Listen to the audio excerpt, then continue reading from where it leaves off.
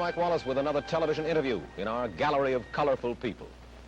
In television drama, few names have the prestige of that of our guest. Rod Serling is the only writer to have won 3 Emmy Awards for Requiem for a Heavyweight, Patterns, The Comedian. We'll talk to him about censorship in television, his fight to say what he believes, and we'll learn what he means by the price tag that hangs on success. Way back in 1951, when television was just a baby, a young man sat in a Cincinnati diner with his wife and came to a momentous decision. He decided to give up the security of his job and take a chance in becoming a freelance television writer. Rod, first of all, let me ask you this. What was it that brought that decision about? Was it a burning desire to write because you felt that you had to say something, or was it just a way to make more money? A combination of many things, Mike. The immediate motive at the time, the prodding thing that pushed me into it, was that I'd been writing for a Cincinnati television station as a staff writer, which is a particularly dreamless occupation, composed of doing commercials, even making up letters of, what do they call it, to plug a product. Somebody has used it. Testimonial? Testimonial letters. As I recall, there was a drug, a liquid drug on the market at the time that could cure everything from arthritis to a fractured pelvis. And I actually had to write testimonial letters. And on that particular day, I just had it. And though I had been freelancing concurrent with the staff job, the best year I'd ever had, I think we netted about $700, which is hardly even grocery money. Yeah. And that one night, we just decided to, sink or swim and go into it. So you came here to New York? Not immediately. We stayed on 6 months, I guess, in Ohio, and came to New York. Started principally in Lux Video Theater, then live and half-hour emanating from New York. I did 11 shows for them, and I was sort of on my way from that point on. And what kind of stuff did you write? Because you said that it wasn't just the money, it was something that you wanted to say that you weren't getting a chance to say in Cincinnati. Well, in those days, Lux Video, as one show, was doing reasonably adult stuff. These, of course, were not Playhouse 90s, nor were they award-winning shows, but they were reasonably mature things that even today stand up pretty well. And I was doing Lux Video, craft theater, the early so-called pioneer days of television, which, of course, are hardly pioneer, but anything over 8 years old is pioneer style in television. You've come a long way since those early days, and perhaps more than any other writer, your name has figured in the classic battle of that is, television writer, the battle of the writer to be his own man. What happens when a writer like yourself writes something that he really believes in for television? I'm not sure I understand the question, Mike. What happens, you mean, in terms of... Well, we hear a lot about censorship of the writer on TV. We've heard a good deal about it in your own case especially. Well, depending, of course, on the thematic treatment you're using, if you have the temerity to try to dramatize a theme that involves any particular social controversy currently extant, then you're in deep trouble. For instance? A racial theme, for example. The case in point, I think, a show I did for the Steel Hour some years ago, 3 years ago, called Noon on Doomsday, which was a story which purported to tell what was the aftermath of the alleged kidnapping in Mississippi of the Till Boy, the young Chicago Negro. And I wrote the script using black and white initially. Then it was changed to suggest an unnamed foreigner. Then the locale was moved from the South to New England, and I'm convinced they'd have gone up to Alaska or the North Pole and using Eskimos as a possible minority, except I suppose the costume problem was of sufficient severity not to attempt it. But it became a lukewarm, vitiated, emasculated kind of show. You went along with it? All the way. I protested. I went down fighting, as most television writers do, thinking, in a strange, oblique, philosophical way, that better say something than nothing. In this particular show, though, by the time they had finished taking Coca-Cola bottles off the set because the sponsor claimed that this had Southern connotations, suggesting to what depth they went to make this a clean, antiseptically, rigidly acceptable show. Why, it bore no relationship at all to what we had purported to say initially. Paddy Chayefsky has talked about the insidious influence of what he calls pre-censorship. How does that work? Pre-censorship is a practice, I think, of most television writers. I can't speak for all of them. This is the prior knowledge of the writer of those areas which are difficult to try to get through. And so a writer will shy away from writing those things which he knows he's going to have trouble with on the sponsorial or an agency level. We practice it all the time. We just do not write those themes which we know are going to get into trouble. Who's the culprit? Is it the network, the sponsor? It sure is not the FCC. No, it's certainly not the FCC, ideally speaking, of course. It's a combination of culprits in this case, Mike. It's partly network. It's principally agency and sponsor. In many ways, I think it's the audience themselves. How do you mean? Well, I'll give you an example. About a year ago, roughly 11 or 12 months ago, on the Lassie show, this is a story usually told by Sheldon Leonard, who was then associated with the show. Lassie was having puppies, and I have two little girls, then aged 5 and 3, who are greatly enamored of this beautiful collie, and they watched the show with great interest, and Lassie gave birth to puppies. And Mike, it was probably one of the most tasteful and delightful and warm things depicting what is this wondrous thing that is birth. And after the show, I think there were many congratulations all around, because it was a lovely show. The sort of thing I'd love my kids to watch, to show them what is the birth process and how marvelous it is. They got many, many cards and letters. Sample card from the deep south, this was. If I wanted my kids to watch sex shows, I wouldn't have had them turn on that. I could take them to burlesque shows. And as a result of the influx of mail, many of the cards, incidentally, as Sheldon tells it, were postmarked at identical moments, all in the same handwriting, but each was counted as a singular piece of mail. And as a result, the directive went down that there would be no shows having anything to do with puppies, that is, in the actual birth process. Well, obviously, it is this wild lunatic fringe of letter writers that greatly affect what the sponsor has in mind. You can understand the position of the sponsor, can't you? In many ways, I suppose I can. He's there to push a product. He has a considerable stake, thus, in what goes on the air. Most assuredly. And in those cases where there is a problem of public taste, in which there is a concern for eliciting negative response from a large mass of people, I can understand why the guys are frightened. Sure. I don't understand, Mike, for example, other evidences and instances of intrusion by sponsors. For example, on Playhouse 90, not a year ago, a lovely show called Judgment at Nuremberg. I think probably one of the most competently done and artistically done pieces that 90's done all year. In it, as you recall, mention was made of gas chambers. Yeah. And the line was deleted, cut off the soundtrack. And it mattered little to these guys that the gas involved in concentration camps was cyanide, which bore no resemblance, physical or otherwise, to the gas used in stoves. They cut the line. Because the sponsor was... He did not want that awful association made between what was the horror and the misery of Nazi Germany with the nice chrome, wonderfully antiseptically clean, beautiful kitchen appliances that they were selling. Now, this is an example of sponsor interference which is so beyond logic and which is so beyond taste. This I rebel against. You've got a new series coming up called The Twilight Zone. You are writing as well as acting executive producer on this one. Who controls the final product, you or the sponsor? We have what I think, at least theoretically anyway, because it hasn't really been put into practice yet, a good working relationship, where in questions of taste, in questions of the art form itself, in questions of drama, I'm the judge, because this is my medium and I understand it. I'm a dramatist for television. This is the area I know. I've been trained for it. I've worked for it for 12 years.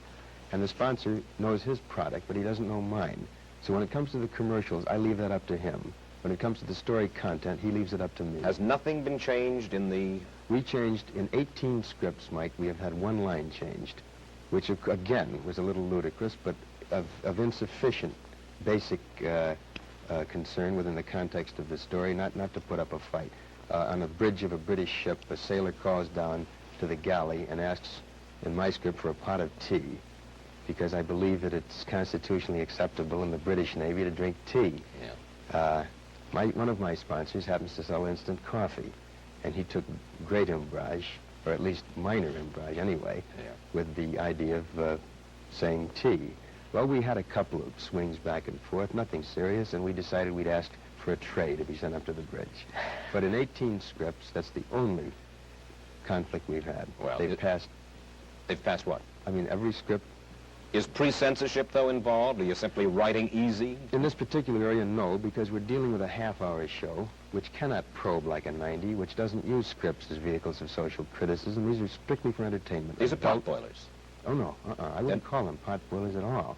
No, these are very adult, I think high-quality, half-hour, extremely polished films. But because they deal in the areas of fantasy and imagination and science fiction and all of those things, there's no opportunity to cop a plea or chop an axe or anything. Well, you're not going to be able to cop a plea or chop an axe because you're going to be obviously working so hard on the Twilight Zone that, in essence, for the time being and for the foreseeable future, you've given up on writing anything important for television, right? Yeah. Again, this is a semantic thing. Important for television, I don't know. If by important you mean I'm not going to try to delve into current social problems dramatically, you're quite right, I'm not.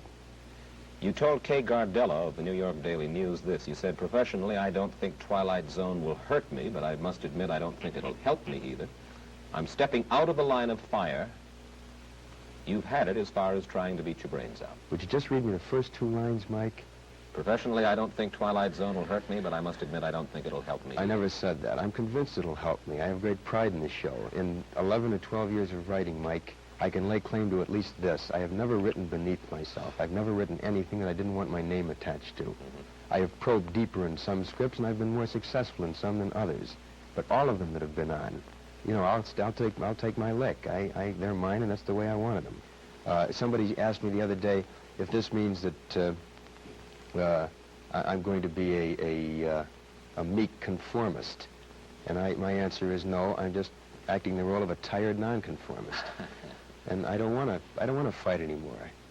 I don't want to fight anymore. I don't want to have to battle sponsors and agencies. I don't want to have to push for something that I want and have to settle for second best. I don't want to have to compromise all the time, which in essence is what the television writer does if he wants to put on controversial themes. Well, then why do you stay in television? I stay in television because I think it's very possible to perform a function of providing adult, meaningful, exciting, challenging drama without dealing in controversy necessarily. This, of course, Mike, is not the best of all possible worlds. I am not suggesting that this is at the absolute millennium. I think it's criminal that we're not permitted to make dramatic note of social evils as they exist, of controversial themes as they are inherent in our society. I think it's ridiculous that drama, which by its very nature should make a comment on those things that affect our daily lives, is in the position, at least in terms of television drama, of not being able to take this stand. But these are the facts of life. This is the way it exists. And they can't look to me or Shaefsky or Rose or Gore Vidal or J.P. Miller or any of these guys as the precipitators of the big change. It's not for us to do it. Of course, Shaefsky got out of television. Yeah, he did. And I can't knock that. I think this takes a relative degree of guts to leave a medium that's made you as sociable, as a kind of a household name.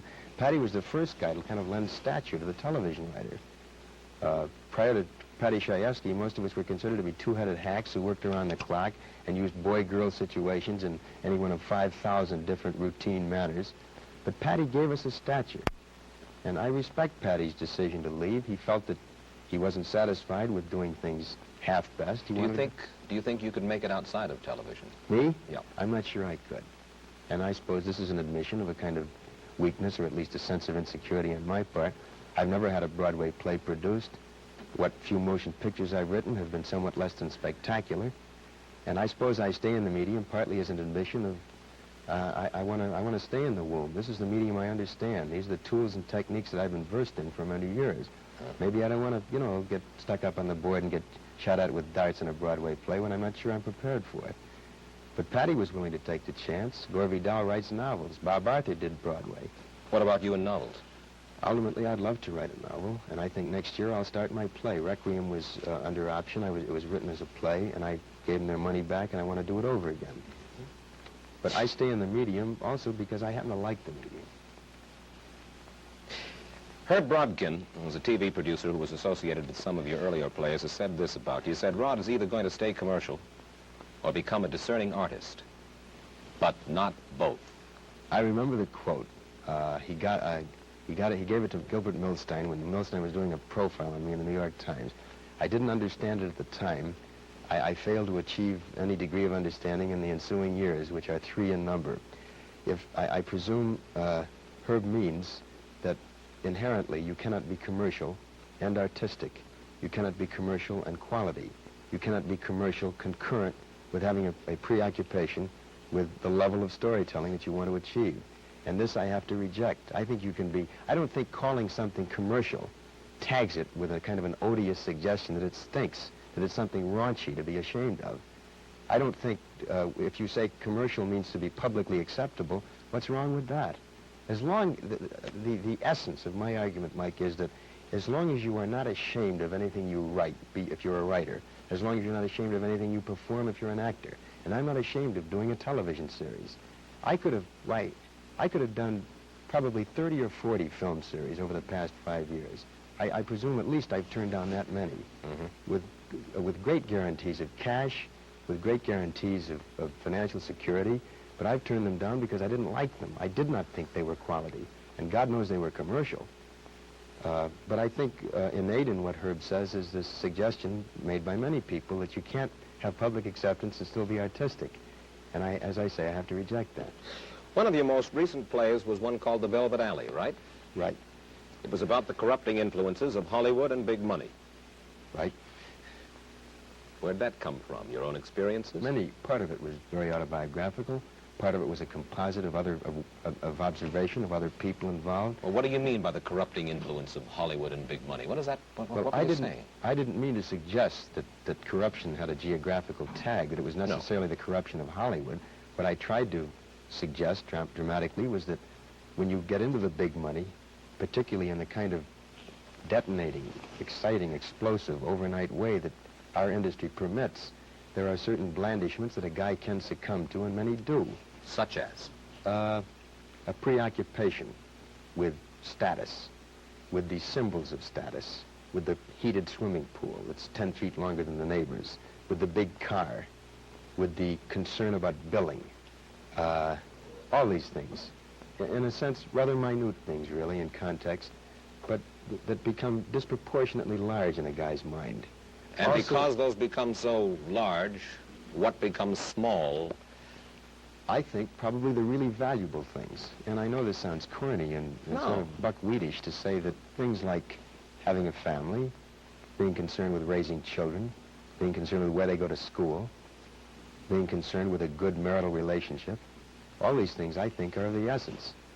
Unfortunately, and the problem, as I tried to dramatize in The Velvet Alley, was that the guy who makes a success is immediately assailed by everybody. And you suddenly find yourself having to compromise along the line, giving so many hours to work and a disproportionate number of fewer hours to family. Yeah. And this is inherent in our business. How many hours a day do you work right now as executive producer and or writer on? 12 to 14 hours a day. How many days a week? 7. And I don't mean, now seriously, I'm not asking for figures here, but obviously, the Twilight Zone is your own creation. You're doing it for money. I think that our audience would be fascinated to know. And again, I don't want to get too specific, but how rich can a fella get under these circumstances? Well, if the show is successful, he can get tremendously rich. He can make $500,000, I suppose. $500,000 of what? A year? Over a period of 3 or 4 years, I suppose, yeah. But, Mike, I'm not, again, this sounds defensive and it probably sounds phony, but I'm not nearly as concerned with the money to be made on this show as I am with the quality of it, and I can prove that. I have a contract with Metro-Goldwyn-Mayer which guarantees me something in the neighborhood of $250,000 over a period of 3 years. This is a contract I'm trying to break and get out of, so I can devote time to a series which is very iffy, which is a very problematical thing. It's only guaranteed 26 weeks, and if it only goes 26 weeks and stops, I'll have lost a great deal of money. But I would rather take the chance and do something I like, something I'm familiar with, something that has a built-in challenge to it. It's even possible, though, that if it is a success, you could make well over the $2 million that you suggested, right. 4 years, $500,000 apiece. Quite right, but I happen to feel, after a year and a half of working 12 to 14 hours a day, it's worth it. And I think I rate it. I think anybody does who works that hard and can create an idea and can make a show go. 30 seconds. Is television good? Some television's wonderful. Some television is exciting and promising and has vast potential. Some television is mediocre and bad. But I think it has promise, Mike. I think this can conceivably be a real art form. And I stick with it for the reasons I said, and because I think that it can only improve, and can improve tremendously, and I think aims toward that. Rod Serling's story can be summed up in just a few words. From 40 rejection slips to 3 Emmy Awards, from a trailer home to a hacienda in Hollywood complete with swimming pool. It hasn't been a long road, but it's been a hard one, and the last couple of miles have been paved with gold. We thank Rod Serling for adding his portrait to our gallery. One of the people other people are interested in. Mike Wallace, that's it for now.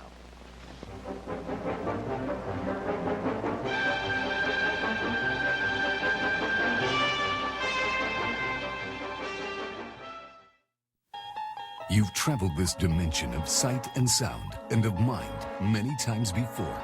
Treasures of the Twilight Zone.